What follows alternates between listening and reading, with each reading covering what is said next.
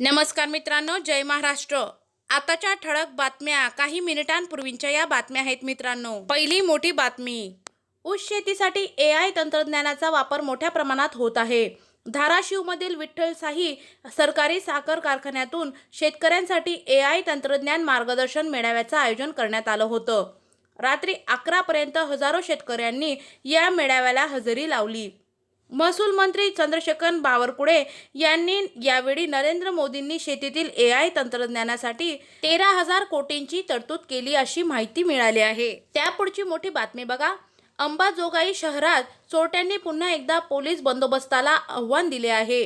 बुधवारी रात्रीच्या सुमारास अज्ञात चोरट्यांनी शहरातील मुख्य रस्त्यावर असलेल्या 4 ठिकाणी दुकाने फोडून ऐवज लंपास केल्याची घटना उघडीस आली आहे। ही सर्व ठिकाणी वर्दळीच्या भागात असूनही चोरट्यांनी निर्भीडपणे हात साफ केल्याचे पोलीस बंदोबस्तावर तीव्र नाराजी व्यक्त केली जात आहे।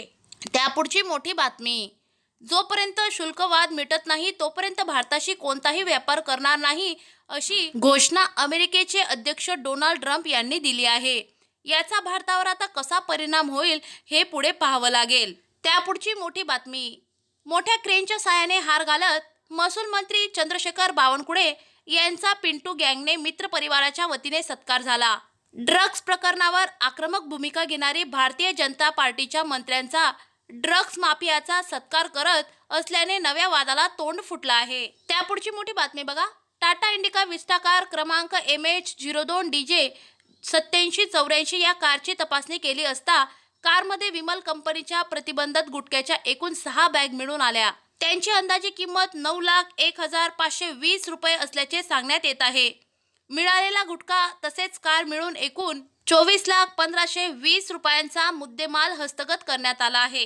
त्यापुढची मोठी बातमी बघा, बदलापूर पाईपलाईन रोडवरील नेवाडी नाका येथील शिंदेच्या शिवसेनेचे तालुका प्रमुख आणि पदाधिकारी चैनू जाधव यांचे किरकोळ कारणावरून दुकानदाराबरोबर वाद झाला आणि या वादाचे रूपांतर मारहाणीत झाले। दरम्यान दुकानातील महिलेने चैनू जाधव यांना छत्रीने मारहाण केली आहे। त्यामुळे पुन्हा शिंदे गटाला मोठा धक्का बसू